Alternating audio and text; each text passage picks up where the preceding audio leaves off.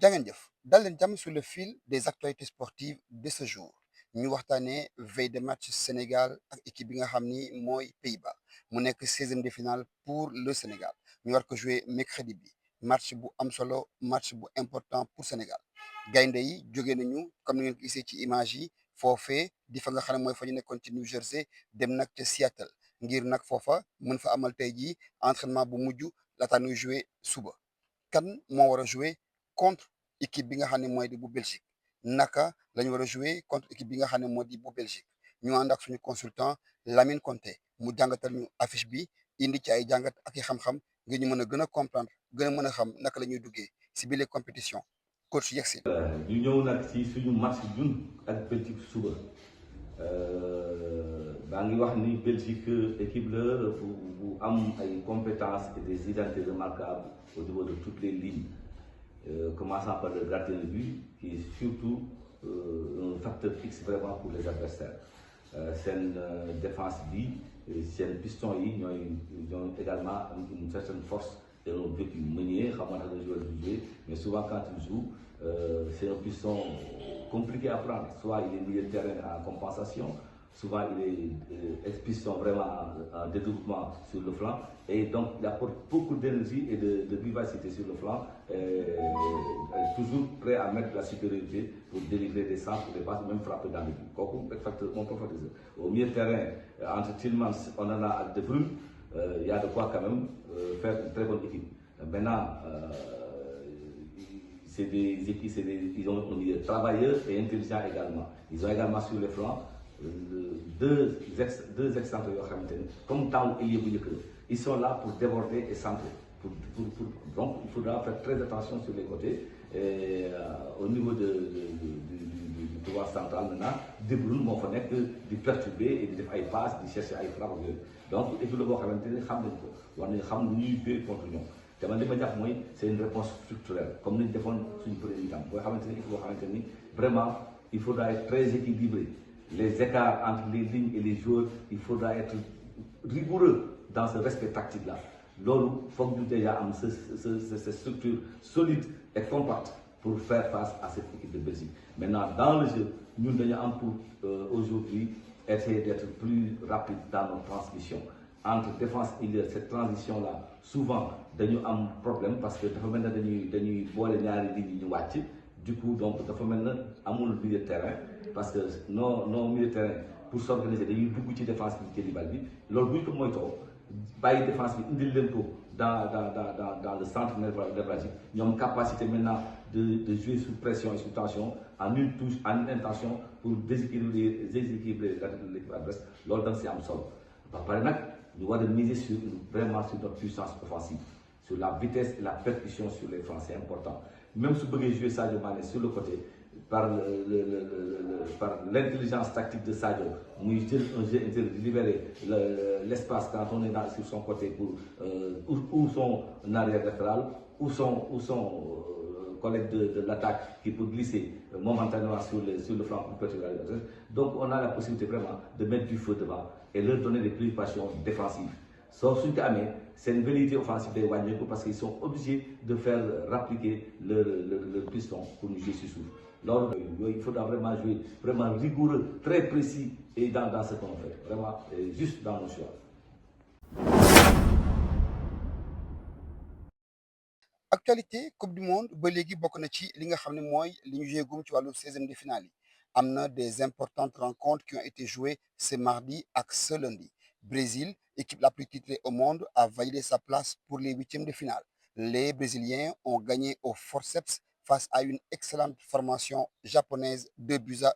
le but a été marqué dans les ultimes minutes de la rencontre à noter également cet excellent match qui a eu lieu dans la nuit du lundi au mardi opposant l'équipe des Pays-Bas à celle du Maroc foofa nag dañ fay taxaw ndax Issa Diop joueur d'origine sénégalaise de nationalité marocaine moom moo tax ba ñii di waa Maroc mën a dem série de tirs au but ba gagné équipe bi nga xam ne moo di Pays-Bas daal di jàll ci li nga xam ne moo di wàllu huitième de finale yi après donc quelques matchs de 16e de finale joués xam nañu déjà une des affiches de ces huitièmes de finale le Canada l'un des pays co-organisateurs dina jouer ak le Maroc vice-champion d'Afrique une affiche déjà reconnue et qui promet parce que foofu également opposition totale de style moo fa nar a am.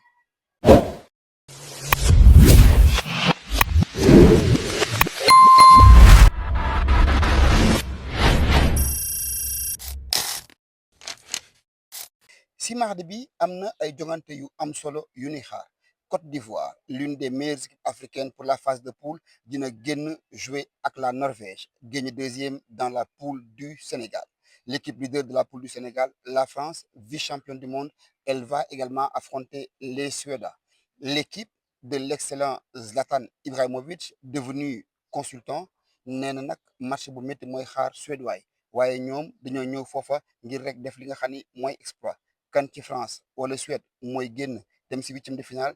réponse ci kanam lay doon.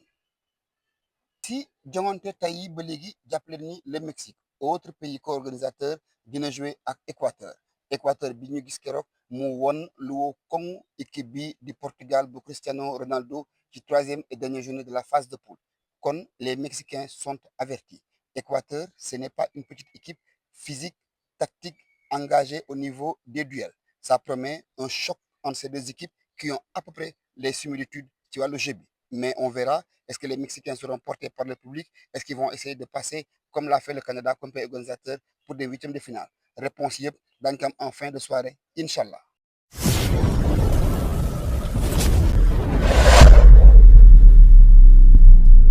football ba léegi ñu waxtaanee léegi Malang Sarr di le néo international sénégalais annoncé nañu tey jii ni moom dafay jóge fii di Racing Club de Lens. def na fa nag saison bu am doole ndax daanaka joué na fa 27 matchs yoo xam ne yëpp titulaire la fexe na ba Lens bokk ci li nga xam ne mooy le podium de la Ligue 1 française léegi nag Malang Sarr est libre d'aller où il veut, de s'engager avec le club de son choix fan lay dem ban club lay dem dafay des France dem Espagne ou Angleterre. Liberté mooy il va choisir un club boo xam ni il aura plus de compétitivité et il aura plus de visibilité ce qui est une bonne chose parce que Malang Sarr ce qui est sûr certain leer naa ñu wóor mooy que ni sur la prochaine liste du sélectionneur Pape Thiaw il y sera pour aller jouer les éliminatoires de la Coupe d'Afrique 2027 avec l'équipe nationale du Sénégal kon c'est une bonne recrue bëri woon na coow mais comme on dit sportivement on met les choix devant ñu tekk ci équipe bi parce qu'on en a besoin de sang neuf, on a besoin d'injecter de la jeunesse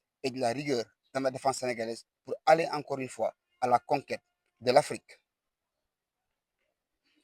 Bala ñuy tàggoo ñu daal di kon dugal léegi nag suñu sponsor bi di les villas Melia by Adila bu nekk nag ca Sablus di ay kër yoo xam ni am na solo lool jàppale ni kër yi ña nga ca Bambilor am na F3 am na F4 am na rez-de-chaussée am na R+1 kër yi ñoo ngi jar 45 millions de francs CFA képp ngeen joxe avance 4 millions li des ngeen mën ko fay sur une durée de 8 ans. Pour plus d'informations regardons ensemble la publicité, notez les numéros de téléphone, appelez pour mu gën a leer parce que foofu nag wóor na féex na te baax na. jàngeen jëf loolu kon mooy li gënoon a tënku tey jii ci sunu xabaar yi ñu jàpp di ko ndëxëñ ci coupe du monde bi di leen sàkku ngeen wéy di seetaan suñu chaîne bi di SN Sport TV abonné faites abonner vos proches, vos amis, vos enfants, likez parce que ici on vit la passion du sport 24 heures sur 24, 7 jours sur 7 kon mu ngi noonu ici la passion du sport nous anime et nous domine jaa ngeen jëf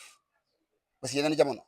ci jamono bu champion d'Afrique yi Sénégal yi bind seen way ca réewu États-Unis yéen itam bind leen seen bos fii ci Sénégal daw si leen gaaw jënd seen kër te di ko fay ci diirub juróom-ñetti at waaw du ay gént du ay naxembaay daw si leen gaaw teg seen loxo ci villa Melia by Adila di filiale bu groupe Sablux di ay kër yu mucc ayib ca Bambilor di gox bu féex te am jàmm lool. Villa Melia by Adila ngir gën ci am ay xabaar woote leen ci 78 713 65 65 Sablux, partenaire officiel des Lions du Sénégal.